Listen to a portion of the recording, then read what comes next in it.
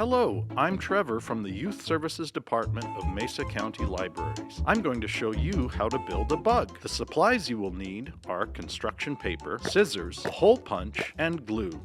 First, cut a piece of construction paper in half. This will be your background. Then, cut some shapes out of the construction paper. I am going to cut a big circle, a small circle, a big oval, and a small oval. These will be the body of the bug. If you want, you can cut some of your shapes in half. Next, I'll cut some small sticks.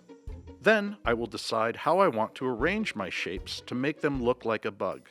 And oh yeah, I'll also use the hole punch to make some small dots. It doesn't have to look like a real bug. You can make up your own imaginary bug. Once I've decided what I want my bug to look like, I can glue the pieces down. And it's as easy as that.